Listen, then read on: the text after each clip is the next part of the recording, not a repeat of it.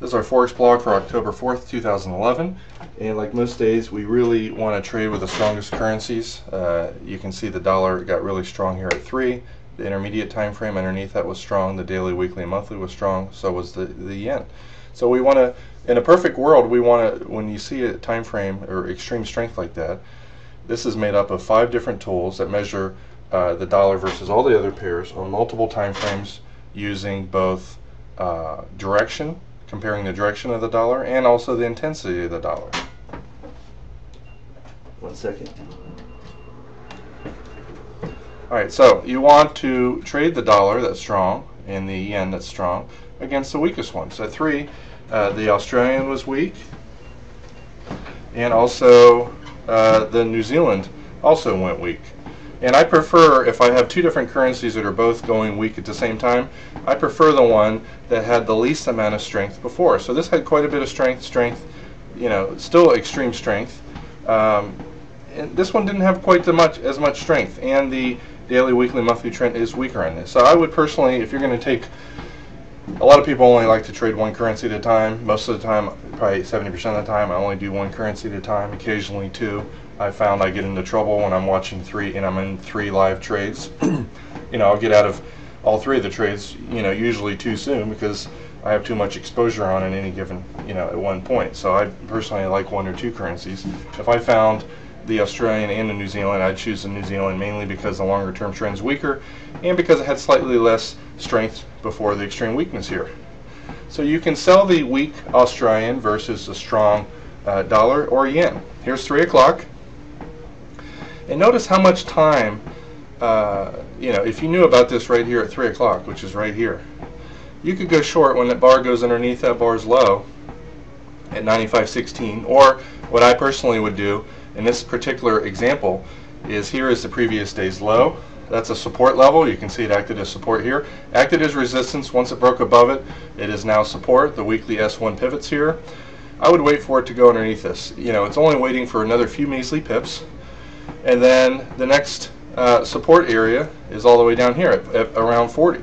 So if you short up here, you have a real chance to make 70 pips. That's the next support area. And underneath that is the Fibonacci areas that I do each night, which whenever they are outside of the lower containment bands, usually are the low of the day. As you can see, it found support, found support, found support, found support. The market couldn't get through it. I do these each night for all of our mentor students. So this is a wonderful trade that fell from 09, and you might have, you know, if you used our IntelliStop trailing stops, you might have got out of this trade here, had to go short again, but nonetheless you made well over 50 pips.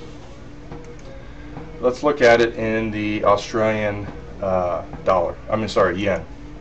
Same exact thing. This is a very weak currency that is retracing back up. It found resistance right here at the weekly pivot. Anytime a currency is very weak and it goes up, can't get above an area. I have to redo my charts for work, but this is an older tool that we don't really use that much, but nonetheless all of our tools kind of do the same thing. When you have extreme weakness on the way down and it goes up with less and less strength, it's very likely to resume its downtrend. Now in this case, previous day's low is too many pips away to wait 20 pips to sell it. You just have to, in this case, sell it with your stop right above the swing high and hope it breaks through the previous day's low. The fact that it did here and here means that there's likely to be less support there. The first time a support area gets hit, it almost never breaks through. A very high percentage of the time it holds. But once a support area is broken once or twice, it becomes, you know, 1/3 as likely to hold support in the future. And if it does, the trade's not going to work. You're going to want to bail here with a very small profit. So it broke underneath there, and notice our IntelliStop got you out right here, almost, and caught almost every pip. Got you out of this around 25, and the low is 17. It caught every single pip except 8 pips. And again, Fibonacci profit target levels down here. The potential profit was only another maybe 10 pips away. But this is a wonderful trade where you're short maybe at 94. And let's say you didn't get out quite when it got stopped out. Let's say you got out here at 32. You made 60 pips. And that's how the currency meter works. When you have all the time frames that line up, you're more likely to make, you know, 20 plus pips. In this case, you know, in both of these cases, probably over 50. Let's compare the New Zealand, which is a slightly less odds trade. The first difference between this currency was so strong that on the way up that it broke above the hourly.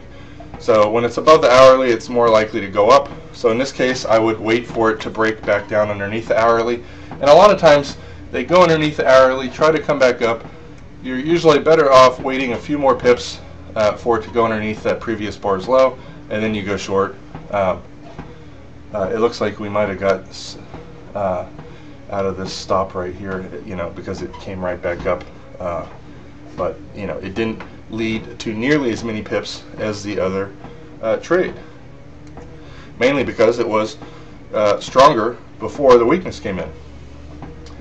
Now, later in the day, let's look for some other currencies that, the euro right here, extremely strong. The only downside with this is the daily trend's still down, the weekly trend's down, the monthly trend's somewhat up.